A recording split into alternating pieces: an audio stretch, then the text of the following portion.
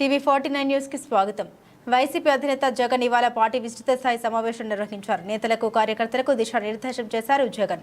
అనేక పథకాలు ఇచ్చాం, ఇంటింటికి సంక్షేమాన్ని అందించాం, అయినా ఓడిపోయాం. ప్రజలకు వివిధ రకాల లబ్ధి చేకూర్చిన తర్వాత వచ్చిన ఫలితాలు ఆశ్చర్యానికి గురిచేశాయి. ఈ ఫలితాలు శకుని మాయ పాచికలను గుర్తుకు తెచ్చాయి. ఈ ఎన్నికల ఫలితాలు శకుని మాయ పాచికల మాదిరిగా ఉన్నాయి, కానీ ఆధారాలు లేకుండా ఏం మాట్లాడగలం అని జగన్ విచారం వ్యక్తం చేశారు. ఎన్నికల్లో ఓడిపోయామన్న భావన మనసులోంచి తొలగించండి. న్యాయంగా ధర్మంగా చూస్తే మనం ఓడిపోలేదు. ప్రతి ఇంట్లోనూ మనం చేసిన మంచి ఉంది. ప్రతి ఇంటికి మనం ధైర్యంగా వెళ్ళగలమని జగన్ స్పష్టం చేశారు. విద్య, వ్యవసాయం, వైద్యం, సామాజిక న్యాయం,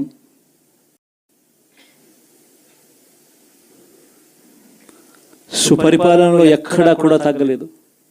మొట్టమొదటిసారిగా గ్రామ స్థాయిలో గ్రామ స్వరాజ్యానికి అర్థం చెప్పాం. లంచాలు, వివక్ష లేని పాలన ఇవ్వగలుగుతారా అని అంటే ఎప్పటికీ క్వశ్చన్ మార్క్గా ఉన్న పరిస్థితుల్లో లేదు, కాదు, లంచాలు, వివక్ష లేని పాలన సాధ్యమే అని చెప్పి మొట్టమొదటిసారిగా చూపించింది ఈ 5 సంవత్సరాల పాలనలోనే. ప్రతి పథకము డోర్ డెలివరీ చేసాం. ఇంటి వద్దకే పాలన అన్నదానికి అర్థం తీసుకొచ్చాం. మహిళా సాధికారతకు ఈ మాదిరిగా చేయగలుగుతాము అని చెప్పి అర్థం చూపించాం. ఇవన్నీ సంస్కరణలు. ఏ అక్క చెల్లెమ్మ బయటికి వెళ్ళినా కూడా ధైర్యంగా పోయే పరిస్థితి. ఫోన్లో దిశ యాప్ ఇలా 5 సార్లు ఊపితే చాలు 10 నిమిషాల్లో పోలీస్ వచ్చి అక్క ఏమైంది అనే పరిస్థితి. గ్రామంలోని మహిళా పోలీస్ ఇప్పుడు చూడలేదు ఇవన్నీ. మరి ఇలాంటి గొప్ప మార్పులు, సంస్కరణలు ఇన్ని జరిగాక ఇప్పుడు చూడని పాలన ఈ మాదిరిగా ఇచ్చిన తర్వాత మరి ఎందుకు ఈ మాదిరిగా రిజల్ట్స్ వచ్చాయి? కనీసం ఇవేవి చేయకపోయిందంటే సరేలే ఇవన్నీ చేయలేదు కాబట్టి ప్రతిపక్షంలో కూర్చుంటున్నాము అనే దానికి అర్థం ఉండేది, ఇంత బాధ కూడా ఉండేది కాదు. కానీ ఇన్ని చేసిన తర్వాత, ఇప్పుడు చూడని మార్పులు తీసుకొచ్చిన తర్వాత ఇటువంటి రిజల్ట్ చూసినప్పుడు నిజంగా బాధ అనిపిస్తుంది. ఇంత జరిగిన తర్వాత కూడా ఏకంగా 40% ఓట్ షేర్తో ఈరోజు ప్రతిపక్షంలో ఉన్నాం. ఇంత జరిగిన పిమ్మట కూడా ఈ రోజుకి కూడా మనం చేసిన మంచి ఎక్కడికి పోలేదు. మనం చేసిన మంచి ఈ రోజుకి కూడా ప్రతి గడపలోనూ కనిపిస్తుంది. ప్రతి కుటుంబానికి తెలుసు. ఇంతకు ముందు గతంలో ఎప్పుడు జరగని విధంగా నా కుటుంబానికి, నా ఇంటికి మంచి జరిగింది, అది వైఎస్ఆర్సీపీ పాలనలోనే జరిగింది అన్నది ప్రతి ఇంటికి తెలుసు. ఆ చేసిన ఆ మంచి ఎక్కడికి పోలేదు. ఆ మంచి ఎప్పటికీ మనకు శ్రీరామ రక్షగానే బ్రతికే ఉంటుంది. మనం చేసిన మంచి బ్రతికే ఉంది.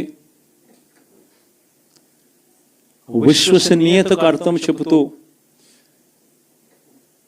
జగన్ ఏదైనా చెప్పాడు అని అంటే మాట తప్పడు, మాట మీద నిలబడతాడు, మాట తప్పని పాలనే తాను ఇచ్చాడు అన్న విశ్వసనీయతకు అర్థం చెబుతూ మనం అందించిన పాలన కూడా ప్రజలు మర్చిపోరు. ఈరోజు కూడా ఈరోజు ప్రతిపక్షంలో ఉన్నా కూడా నేను చెప్తా ఉన్నా, గర్వంగా కూడా చెప్తా ఉన్నా, ఈ రోజుకి కూడా జగన్ అబద్ధాలు ఆడడు, జగన్ మోసం చేయడు. మళ్ళీ చంద్రబాబు చెప్పిన మాదిరిగానే అంతకన్నా ఎక్కువ అబద్ధాలు మనం చెప్పుంటే బాగుండేదేమో, ఆ 10% మనతోనే నిలిచి ఉండేవాళ్ళేమో, అలా చేసుంటే బాగుండేదేమో అని చెప్పి కూడా చాలామంది కనిపించవచ్చు కూడా. మరీ జగన్ ముక్కుసూటి మనిషి, మరీ జగన్ రాజకీయాలలో మరీ నిజాయితీగా ఉంటాడు, ఇంత నిజాయితీగా ఉండడం కరెక్ట్ కాదేమో అని. కానీ ఒకటి చెప్తా ఉన్నా, ఓడిపోయిన పర్వాలా, అధికారం కోసం అబద్ధాలు చెప్పడం, అధికారం కోసం మోసం చేయడం ధర్మం కాదనే, న్యాయం కాదనే జగన్ ఎప్పుడు నమ్ముతాడు. 2014లో కూడా ఇదే నమ్మాను. సాధ్యం కానిది సాధ్యం కాదు అని నేను చెప్పాను. చంద్రబాబు నాయుడు ఏమో వ్యవసాయ రుణాలు మాఫీ దగ్గర నుంచి అన్నీ కూడా చేస్తానని చెప్పి ఆ తర్వాత మళ్ళీ 2019 వచ్చేసరికి చేయక ప్రజలు రెట్టించిన ఉత్సాహంతో మళ్ళీ మనల్ని తీసుకొచ్చారు. మళ్ళీ ఈరోజు కూడా అదే జరుగుతుంది. 2029 వచ్చే నాటికి వచ్చేసరికి చంద్రబాబు నాయుడు చెయ్యని హామీలను మోసం చేసిన పరిస్థితులను ప్రజలు ఏ స్థాయిలో గుర్తుపెట్టుకుని మళ్ళీ మనల్ని ఆశీర్వదిస్తారు అని అంటే చంద్రబాబు నాయుడుకు సింగిల్ డిజిట్లలోనే నెంబర్స్ వచ్చే పరిస్థితి కూడా ఆ రోజు కూడా దూరంగా లేదు. ఇది వాస్తవం. ఈరోజు మనం చేసిన మంచి ఎక్కడికి పోలేదు. మనం విశ్వసనీయతతో చేసిన రాజకీయాలు కూడా ఎక్కడికి పోలేదు. ప్రజలకు మళ్ళీ దగ్గరయ్యే కార్యక్రమాలు, ప్రజలకు తోడుగా ఉండే కార్యక్రమాలు, ప్రజల తరపున పోరాటం చేసే కార్యక్రమాలు కూడా జరుగుతాయి. అసెంబ్లీలో బహుశా మనం చేయగలిగింది తక్కువే ఉంటుంది.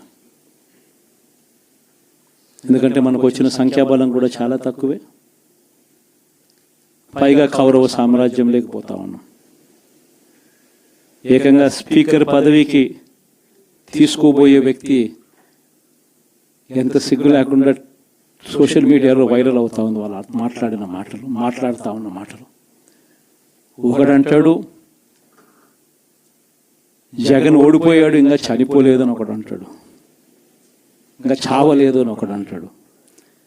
ఇంకొకడు అంటాడు చచ్చేదాకా కొట్టాలి అని ఇంకొకడు అంటాడు.